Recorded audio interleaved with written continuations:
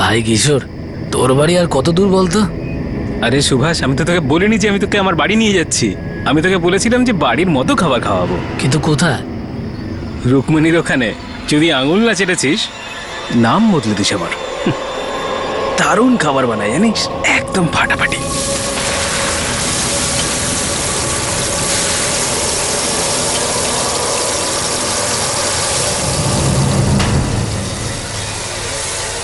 চলে আয় রুকমণি, তাড়াতাড়ি 2টো প্লেট লাগিয়ে দে, দারুণ খিদে পেয়েছে। কম করে আধ ঘন্টা লাগবে।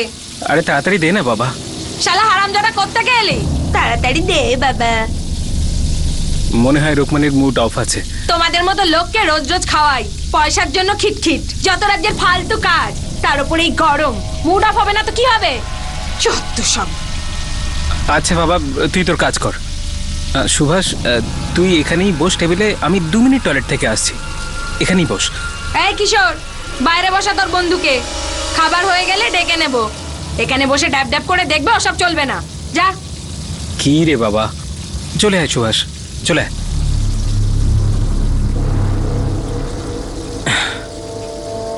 উফ বাবারে। শোন না, আমি ভাবছি একটু হালকাই হয়ে আসি, 1-2 মিনিটই লাগবে। তুই এখানেই আরামসে বস, হ্যাঁ? আমি আসছি এক্ষুনি।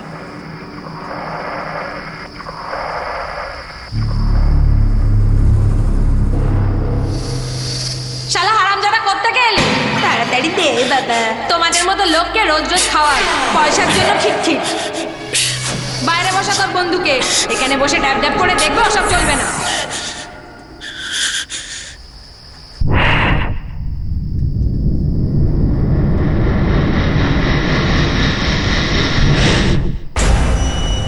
আরে ও শালা, ওরম করে কি দেখছিস? শালা ড্যাব ড্যাব করে দেখছে। যত সব, কে জানে কোত্থেকে সব আসে। যত সব হারামজাদার আড্ডা আমার এখানে এসে।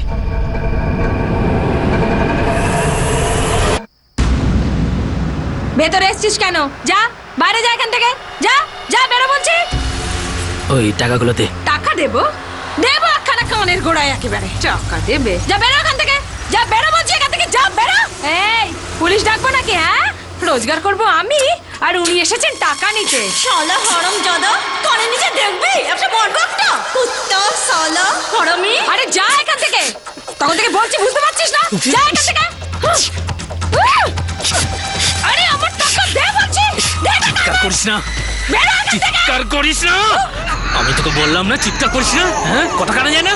শোন, আওয়াজ কান দিয়ে মাথায় ঢোকে, তারপরে মাথা চিৎকার করতে শুরু করে দেয়, মাথার পোকা নড়ে যায়। পোকাগুলোকে খেপাস না, পোকাগুলোকে খেপাস না, আমি বলছি খেপাস না।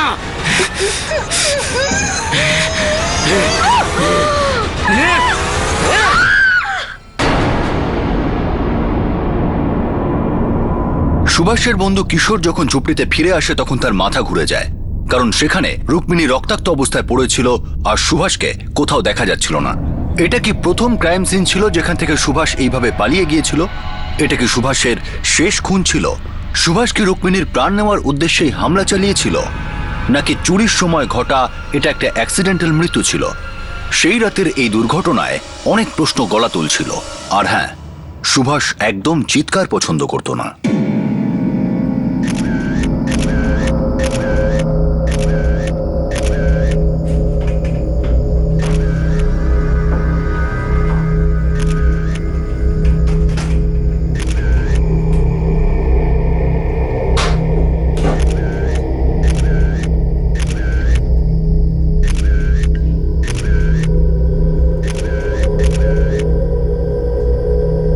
রবি, চুরি আর খুনের সঙ্গে সেক্সুয়াল অ্যাসল্টেরও সম্ভাবনা আছে। বডিটা এক্ষুনি পোস্টমর্টমে পাঠাও। স্যার। স্যার, আসলে আমার পেটে প্রেশার চলে এসেছিল, আমি 2 নম্বরের জন্য চলে গেছিলাম, আর যখন ওখান থেকে ফিরলাম তখন দেখি এসব হয়ে গেছে।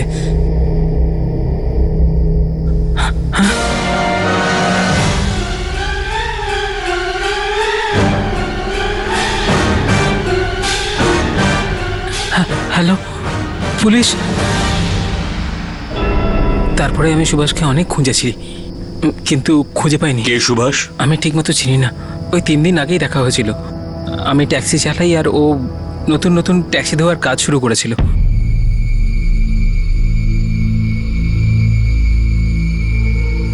কিন্তু এই সুভাষটা আবার কে? আমি জানি না স্যার। রাতে যখন আমার কাজ শেষ হয়ে গেছিল তখন ওকে যে আমি জিজ্ঞেস করেছিলাম যে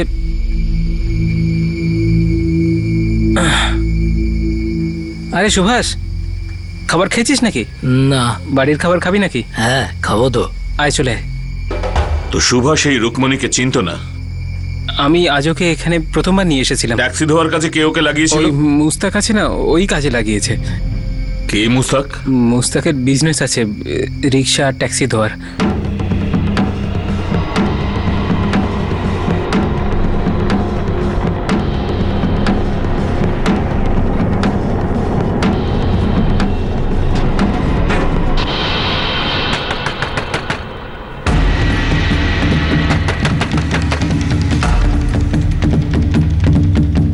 কি হয়েছে স্যার?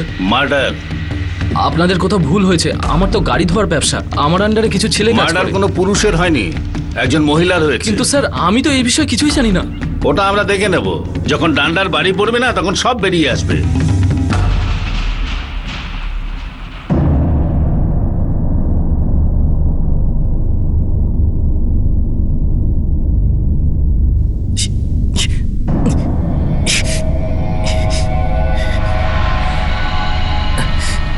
কেন ঝামেলা করতে গেলি আমার সাথে?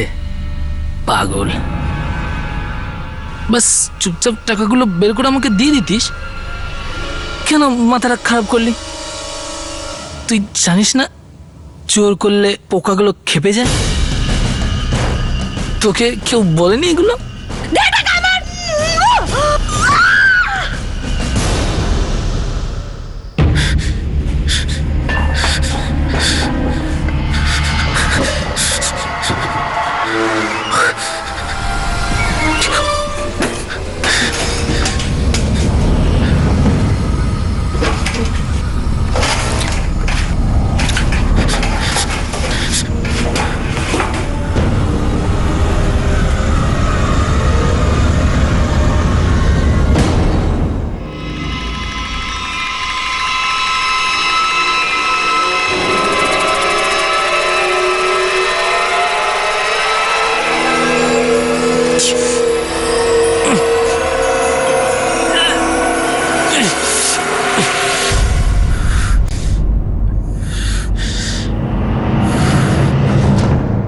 আপনাদের সন্দেহ একদম সঠিক।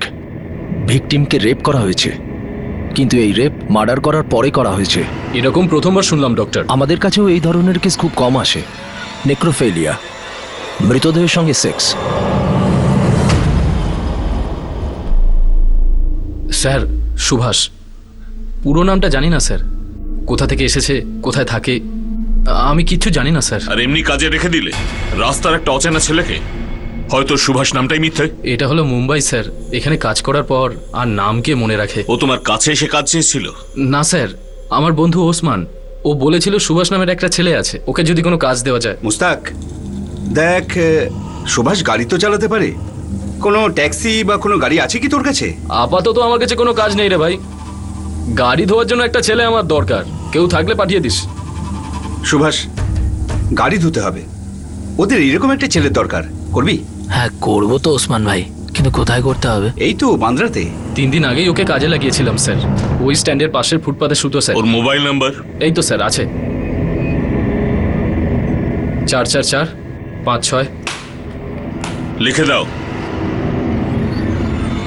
স্যার ছেলেটা একেবারে পাগল মনে হচ্ছে। কেন, কি হয়েছে? খুন করার পর লাশকে রেপ করেছে।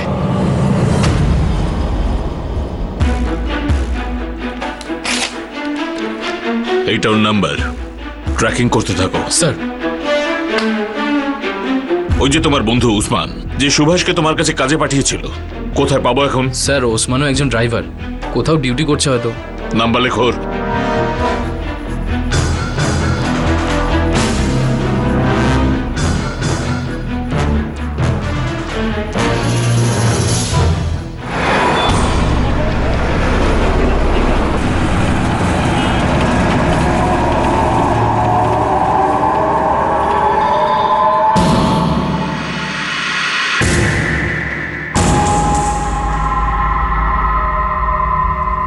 রুক্মিণীর পোস্টমর্টেম রিপোর্ট অনেকটা সুভাষের মানসিকতারও পোস্টমর্টেম করে দিয়েছিল। সুভাষ যে মেন্টালি আনস্টেবল ছিল সে বিষয়ে কোনো সন্দেহ ছিল না, আর এরকম ক্রিমিনালদের ধরা খুবই জটিল বিষয় হয়ে দাঁড়ায়। পুলিশের কাছে সুভাষ পর্যন্ত পৌঁছানোর কোনো লিড ছিল না। তারা এটাও জানতো না যে সে কোথায় আছে আর তার অতীত কি আর ভবিষ্যতে সে কি কি করতে পারে।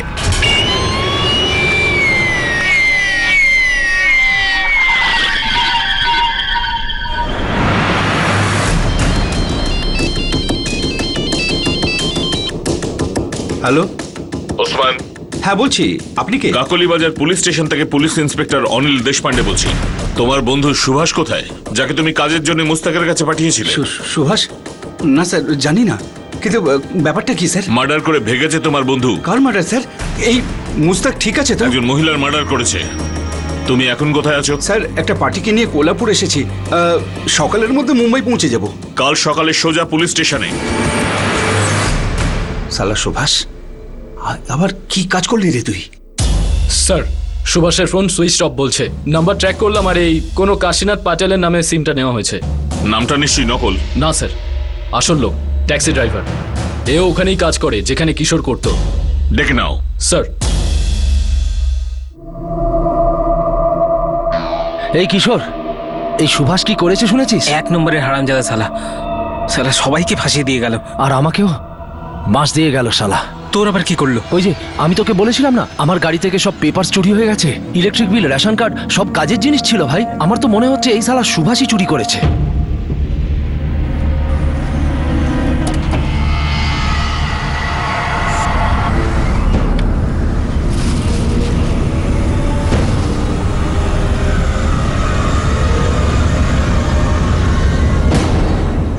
মায়ের দিব্যি বলছি স্যার, আপনি কিশোরকেও জিজ্ঞেস করুন না। আমি কিশোরকে বলেছিলাম আমার কাগজ চুরি হয়ে গেছে। কিশোর কোনো পুলিশের লোক?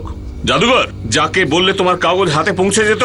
হ্যাঁ, ওকে বলে কি লাভ হয়েছে তোমার? চুরি যখন হলো আমি চিন্তায় পড়ে গেছিলাম, আমি তাই কিশোরকে বলেছিলাম। আসলে স্যার ওইগুলো জেরক্স কপি ছিল, অরিজিনাল তো বাড়িতে রাখা আছে, এই জন্যই পুলিশের কাছে যায়নি। আমাকে ধোঁকা দিয়ে ওই শালা সুভাষ আমার নামে সিম কার্ড বানিয়ে নিল। এটা খুব প্ল্যান করে করেছে, খুব চালাকি করে অন্যের ডকুমেন্টস চুরি করে নিজের জন্য সিম কার্ড কিনেছে। কি করতে চেয়েছে? ব্যাপারটা এমন নয় তো রুকমণির মার্ডারে প্ল্যান করেই করেছে? স্যার, এই ছেলেটার আগের যদি কোনো রেকর্ড আমরা পাই তাহলে একে ধরতে সুবিধা হবে। সেটা তো পেয়েই যাব। আমার আসল চিন্তা ওর ভবিষ্যৎটা নিয়ে। বুঝতে পারছি না পরের নিশানায় কে আছে।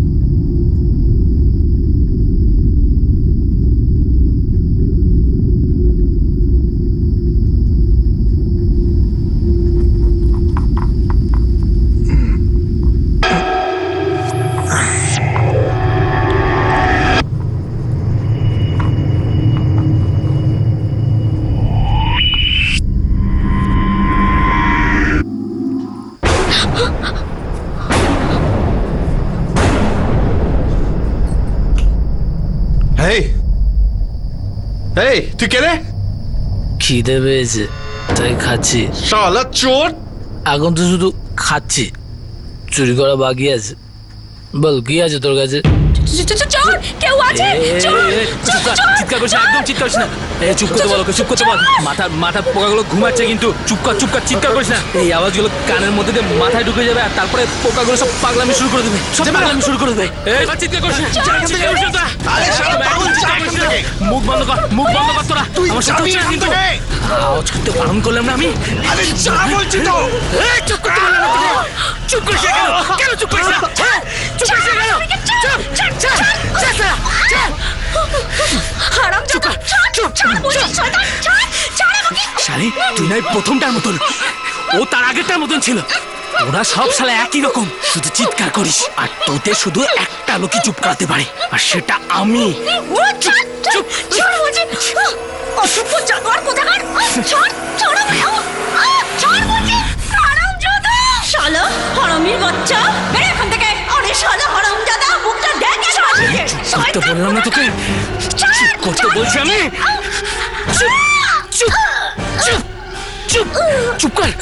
চুপ কর শালি।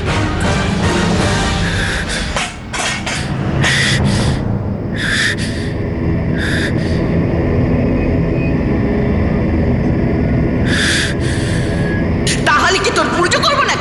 তুই একদম নষ্ট হয়ে গেছিস।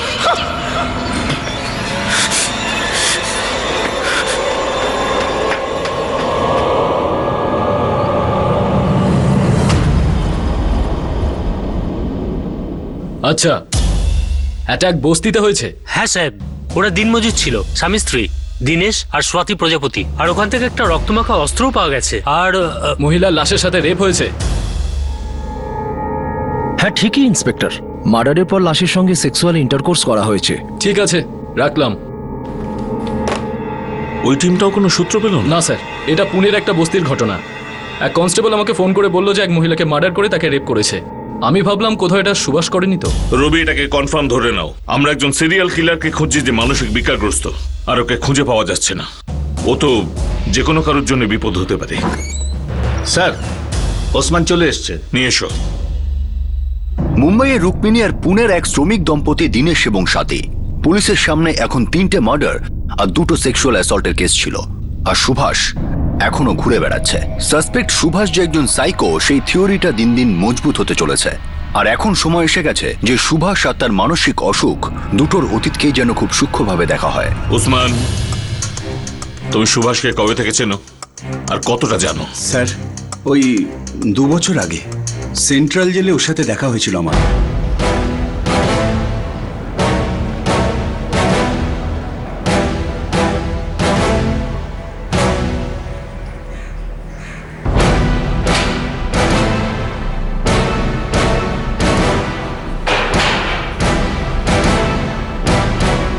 Central jail? ট্রায়ালে ছিল নাকি সাজা হয়েছিল? যাবজ্জীবন হয়েছিল। যাবজ্জীবন মার্ডারের জন্য? কে জানে। দেখ, তোর যাবজ্জীবন হয়েছে, আমাকে তো বল কেন এমন হলো তোর। আমি নিজে বলেছি পুলিশদের, তবুও সালা জেলে ভরে দিল। কি বলেছিস কি তুই পুলিশকে? আমার ঠাকুমা, ওনাকে মেরে ফেলেছি আমি। তুই একদম নষ্ট হয়ে গেছিস। আর তুমি কি করেছো? আমার বিবিকে মেরে ফেলেছি। অন্য লোকের সাথে শুয়েছিল নাকি? একেবারে হাতে নাতে ধরেছিলাম। সালা, মেয়েদের জাতটাই শালা এরকম। পুরুষদের শালা কুকুর বানিয়ে রাখবে আর নিজেরা সারাদিন ঘেউ ঘেউ করবে। শালা হারামির বাচ্চা বের এখান থেকে আরে শালা হারামজাদা মুখটা দেখ একবার নিজে। তোর এই জেলের ভাই পাশের বস্তিতে একজন মহিলাকে মার্ডার করেছে, আর সন্দেহ হচ্ছে পুনাতেও এক স্বামী স্ত্রীর সঙ্গে একই কাজ করেছে। স্যার, ওর মাথা খারাপ। আমার যখন বেল হয়েছিল ও তখন বাচ্চাদের মতো কাঁদছিল। একা একা আমি ওর সাথে থাকতে ভয় পেতাম। ওসমান ভাই, ওসমান ভাই তুমি এখান থেকে যেও না ওসমান ভাই। আমি এখানে একা থাকতে পারবো না ওসমান ভাই। দেখ, তুইও বেলের আর্জি করে দে, তোরও 1.5 বছর হয়ে গেছে। না না না না ওসমান ভাই, তুমি এখান থেকে যেতে পারবে না। ওই ওই ওই উষা আছে না, উষা, ও রোজ রাতে আমার স্বপ্নের মধ্যে আসে ওসমান ভাই। শালা কুত্তার বাচ্চা দূর হয়ে যা চোখের সামনে থেকে বের এখান থেকে। তুমি এখান থেকে চলে গেলে ওই জেলের মধ্যেও চলে আসবে। ও যদি চলে আসে তাহলে আমার বুকের উপর বসে আমার রক্ত চুষে খাবে ওসমান ভাই। কিচ্ছু হবে না, ও এখানে আসবে না। জেলের মধ্যে কি করে আসবে ও? যা যা তুই। উসমান ভাই তুমি যেও না ওসমান ভাই। ওই ওই ওই উষা আসবে উসমান ভাই, আমার রক্ত চুষে খাবে উসমান ভাই, আমার রক্ত চুষে খাবে, আমি মরে যাবো উসমান ভাই, উসমান ভাই। এই উষাটা আবার কে? জানি না স্যার, আমি কখনো জিজ্ঞাসা করিনি ওকে, কিন্তু এইটুকু বলতে পারি আমি ও উষাকে সত্যি ঘৃণা করত, মানে ওর বিরুদ্ধে বিষোদ্গার করত। কিন্তু খুনটা করেছিল ঠাকুমাকে। ওটাই তো আসল ব্যাপার স্যার। ও আমাকে বলতো যে ঠাকুমাকেও খুব ভালোবাসে, আর ঠাকুমা যখন উষার মতোই ব্যবহার করলো, ওর মাথাটা একেবারে খারাপ হয়ে গেল। ঠাকুমার কাছে মাল খাওয়ার জন্য টাকা চেয়েছিলাম, ও সালা বারণ করে দিল। ওর এইটা করা ঠিক হয়নি। সেই জন্য তুই ঠাকুমাকে মেরে ফেললি? কিন্তু পরশুরাম তো আমাকে আগে মেরেছে না? কিন্তু পরশুরামটা কি? শালা পাগল, আমার মুখের উপরে কথা বলছিস? হ্যাঁ, তোকে বলেছিলাম না 7টার মধ্যে গাড়ি রেডি রাখতে, আর এই দেখ 11টা বাজে এখন, 11টা। শালা হারামজাদা, আবার মুখে মুখে কথা বলছিস? শালা হারামির বাচ্চা, তুই আমার গায়ে হাত তুললি? চল তুই বেরো এখান থেকে, নাহলে তো ঠ্যাং ভেঙে দেবো। বেরো এখান থেকে। ধুর, তোর চাকরি সালা আমি করবোই না। বেরো। কিন্তু গাড়িটা তুই রেডি করিসনি কেন? সকালে তাড়াতাড়ি উঠতে পারিনি তো, রাতে একটু বেশি খেয়ে ফেলেছিলাম। এইটুকু কারণের জন্য সালা আমাকে মারলো। 10 বছর ধরে আমি ওর কাছে কাজ করেছি, তারপরেও সবার সামনে ও আমার গালে চড় মারলো। ওই বেটা শালা কে? আমার বাপ। আমার বাপও শালা মাঝে মাঝে আমার গায়ে হাত সাপ করতো। মুখের উপর কথা হচ্ছে। বাবা, চোখ বাবা, দেখাচ্ছিস ওকে মেরো না। আমাকে? বাবা, মুখের উপর কথা। বাবা, ওকে মেরে মেরো ফেলো না। বাবা। বাবা, একদম বাবা, মেরে ওকে ফেলো। মেরো না। একদম ছাড়। বাবা, ওকে মেরো না। বাবা, একদম মেরে ফেলো। বাবা, বাবা, ওকে মেরো না। শালা পুরো ছোটবেলা ধরে ওই বাপের মার খেয়েছি। ওই উষাও মেরেছে, ওই হারামজাদা পরশুরাম ও মেরেছে। কিন্তু ঠাকুমা তো আমাকে ভালোবাসতো, কিন্তু ঠাকুমা আমাকে টাকা দিতে চাইলো না। কত টাকা চেয়েছিলাম আমি ওর কাছে? একটা দেশি নিপের জন্য মাত্র 40 টাকা। দাও না ঠাকুমা, মাত্র 40 টাকা চাই আমার। আমি না মাল খাবো। সকালবেলা থেকে মাথার মধ্যে না কেমন ঝিমঝিম করছে। তোর তো ছোটবেলা থেকেই মাথা ঝিমঝিম করে। ঠাকুমা এরকম কথা বলো না, দাও না, মাত্র 40 টাকাই তো চেয়েছি আমি। টাকা নেই আমার কাছে, এখান থেকে বেরিয়ে যা মাতাল কোথাকার শয়তান আচ্ছা একটা। তাহলে চিন্তা দাও না, আমি মদের টাকা নিয়ে বাকি টাকা তোমার ফেরত দিয়ে দেবো। দাও না, দাও না। হাট, একদম নজর দিবি না আমার চেনের ওপর। আমি আগেই বলে দিচ্ছি, আমার সাথে এইভাবে কথা বলবে না। তাহলে কি তোর পুজো করবো না? বেরিয়ে যা এখান থেকে, বললাম না বেরিয়ে যা এখান থেকে। ঠাকুমা ঠাকুমা চুপ করো ঠাকুমা, বেরিয়ে যা বলছি। আওয়াজ কিন্তু আমার মাথায় পৌঁছে যাচ্ছে। পুরোপুরি পাগল হয়ে গেছিস তুই। চুপ করো ঠাকুমা, তুই আগে এখান চুপ থেকে করো বেরো। ঠাকুমা বলছি কিন্তু। কোথাকার মাতাল শয়তান, আগে বেরিয়ে যা এখান থেকে। আমি পুলিশকে বলেছি, কোর্টকে বলেছি, সবাইকে বলেছি যে হ্যাঁ আমি আমার নিজের ঠাকুমাকে মেরেছি। আমি মাল খাবো বলেছিলাম, ও আমাকে টাকা দেয়নি, তাই আমি ওকে মেরে ফেলেছি। সত্যি বলেছি। শালা কিন্তু তবুও আমাকে এখানে ধরে নিয়ে এলো। ও অদ্ভুত রকম ব্যবহার করত, আর ভাবনাটাও ছিল অন্যরকম। কখনো পড়ে যাবে, কখন কাট করবে, কখন রং সাইডে যাবে, কখন ব্রেক মারবে, কেউ কিচ্ছু বলতে পারবে না স্যার। এত কিছু জানবার পরও তুমি আবার কাজে লাগিয়েছিলে। প্রত্যেকের এক একটা সুযোগ পাওয়া তো দরকার স্যার। আমি ভেবেছিলাম কাজ টাজ করলে মাথাটা হয়তো সুস্থ থাকবে। ও আমাকে আবার বন্ধু বলতো, আমি সেই বন্ধুত্বের কারণে ওকে মুস্তাকের কাছে পাঠাই। উষার ব্যাপারে তুমি কিছুই জানো না? না স্যার, আমি ওকে কখনো জিজ্ঞাসাই করিনি। বেলকে করিয়েছিল? সেটাও আমি জানি না, তবে হ্যাঁ এটুকু জানি যে ওর একটা দাদা আছে। সুভাষের অতীতের ছায়া এবার সামনে আসতে শুরু করে। পুলিশ এবার জেনে গিয়েছিল যে সে একজন জামিনে ছাড়া পাওয়া মানসিক ভারসাম্যহীন সাংঘাতিক মানুষকে ধরতে চলেছে, যার মস্তিষ্কে কোনো স্বপ্ন ঘা হয়ে গিয়েছে। সুভাষ অচেনা মানুষদের উপর তার বিষ ঢালতো, বিশেষ করে গরিব মানুষদের উপর, বেশিরভাগ সেই সব বস্তিতে যেখানে তার যাতায়াত থাকতো। এখন প্রশ্ন এটাই যে সুভাষকে এইসব মার্ডার আর আনন্যাচারাল সেক্স নিজের কোনো পুরনো ক্ষোভ মেটানোর জন্য করত, নাকি কোনো বিকৃত মস্তিষ্ক নিজের শখ পূরণ করতে চাইছিল। আরে দাদা দাও না, একটা বিস্কুট খাবো তো, দাও না। 5 টাকা দে আর নিয়ে যা। আরে 5 টাকা না পেলে তো তোমার সেরাম ক্ষতি হবে না, একটাই নেবো, দাও না। আরে এই বউনির সময়তে মাথা খারাপ করিস না, যা এখান থেকে। চিৎকার করিস না শালা, একদিন না সত্যি তোর মাথা খাবো আমি। তোর মাথার খুলি বের করে আমার হাতে ধরে তোকে দেখে নেবো আমি। ভাগ এখান থেকে, পাগল কোথাকার। হাট, এই পাগল হাট, যা এখান থেকে, বেরো বেরো এখান থেকে।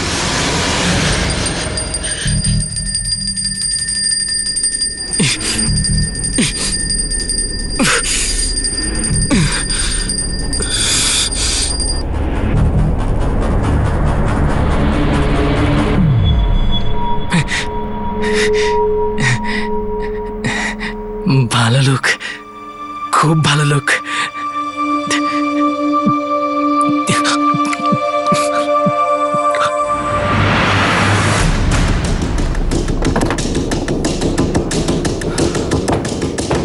স্যার সুভাষের ফোন এখনো বন্ধ বলছে। লাস্ট লোকেশন কোথায়? মুম্বাই স্যার, মুম্বাইয়ের একটা বস্তি যেখানে রুকমণিকে মার্ডার করা হয়েছিল। সুভাষ সুভাষ সুভাষ সুভাষ, হ্যাঁ সুভাষ চৌহান। 1 মাস আগে ওর বেল হয়ে গেছে। বেলের অ্যাপ্লিকেশন কে দিয়েছিল? মনোজ চৌহান, ওর দাদা। আর এটা হলো ওর মোবাইল নাম্বার। মনোজ মাঝে মাঝে সুভাষের সঙ্গে দেখা করতে আসতো।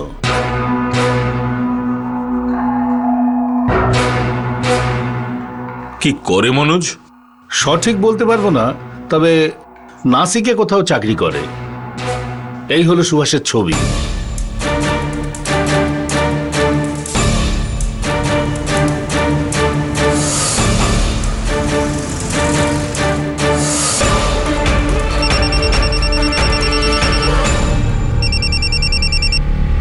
হ্যালো, মনোজ চৌহান। হ্যাঁ আপনি? গাকুলিবাজার পুলিশ স্টেশন থেকে ইন্সপেক্টর অনিল দেশপান্ডে। কি হয়েছে স্যার? তোমার ভাই সুভাষ কোথায়? আমি তো জানি না, আমি নিজেই টেনশনে আছি। গত কয়েকদিন ধরে ওর ফোন ট্রাই করছি, কিন্তু ওর ফোন সুইচ অফ বলছে। কি করেছে সুভাষ স্যার? তোমার ভাই সুস্থ নয়, ওর উপরে 3টে মার্ডারের চার্জ। 4 নম্বরটা করবার আগে ওকে থামাতে হবে। তুমি এই মুহূর্তে কোথায়? আমি এখন নাসিকে, আমার অফিসে। সন্ধ্যের মধ্যে আমার কাছে এসো। হ্যাঁ স্যার, আসছি। এর মাঝখানে সুভাষ যদি কন্ট্যাক্ট করে তাহলে তুমি কিছুই বলবে না, শুধু আমাদের জানাবে ও তোমাকে কি বলেছে আর ও কোথায় আছে। হ্যাঁ ঠিক আছে স্যার। কোনো চালাকি করবে না মনোজ, চালাকি করলে খুব খারাপ হবে। এই মনোজ, আমাকে বের কর না এখান থেকে। আমার দম বন্ধ হয়ে আসছে, আমি আর সহ্য করতে পারছি না। আমাকে এখান থেকে বের কর না। দেখ সুভাষ, আমি জামিনের আর্জি জানিয়ে দিয়েছি। ব্যাস 1 মাসের মধ্যেই শুনানি হয়ে যাবে, ঠিক হয়ে যাবে। বের কর।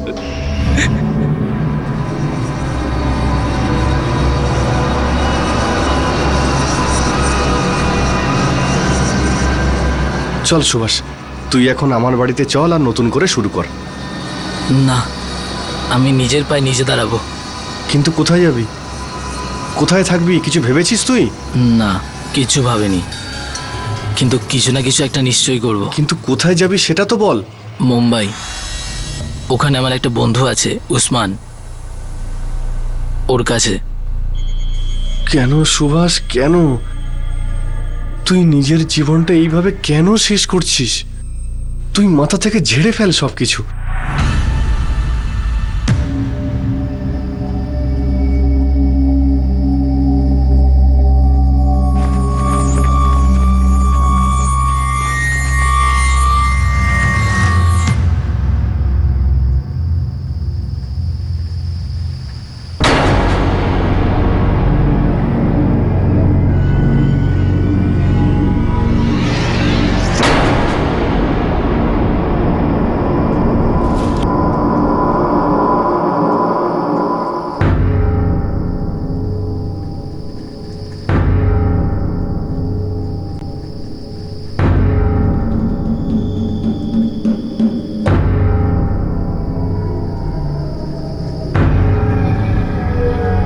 শুধু একটা বিস্কুট চেয়েছিলাম, তার জন্য এত চিৎকার করলি? ভাগ এখান থেকে, পাগল কোথাকার। আমাকে একটা বিস্কুট দিলে তোর কি এসে যেত বলতো?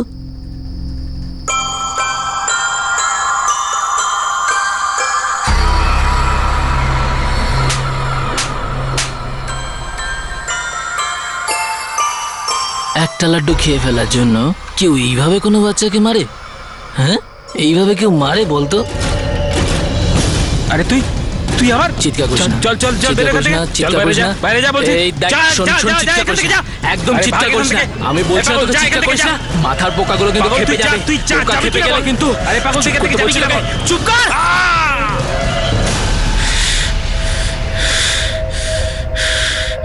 একটা লাড্ডুর মূল্য তোদের মাথায় ঢুকেছে এবার? হ্যাঁ, ঢুকেছে তোদের মাথায়?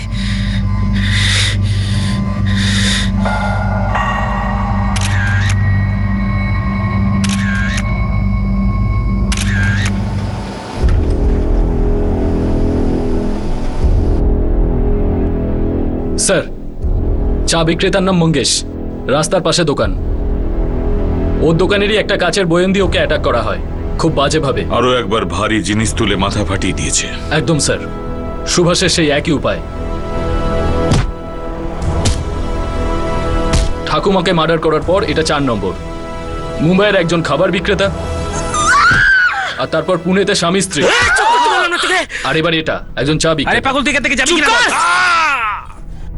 এই 4 জনের নিজেদের মধ্যে কোনো কানেকশন ছিল না। রবি, এই সুভাষ অচেনা লোকদের খুন করছে। ও খুবই বিপজ্জনক। যদি না আমরা ওকে থামাই, ওর খুনের সংখ্যা বাড়তেই থাকবে, লাশের বন্যা বইয়ে দেবে। স্যার, আমাদের সবার আগে এটা জানতে হবে যে এই উষা নামের মহিলাটা কে। শালা হারামির বাচ্চা, বেরো এখান থেকে। আরে শালা হারামজাদা, মুখটা দেখ একবার নিজের।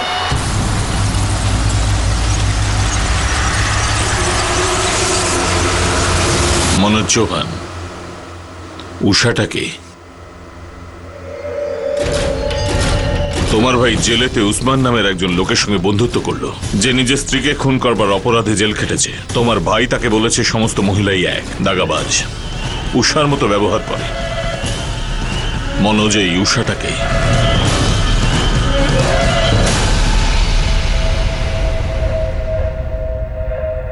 একজন সাংঘাতিক খুনি প্রকাশ্যে ঘুরে বেড়াচ্ছিল।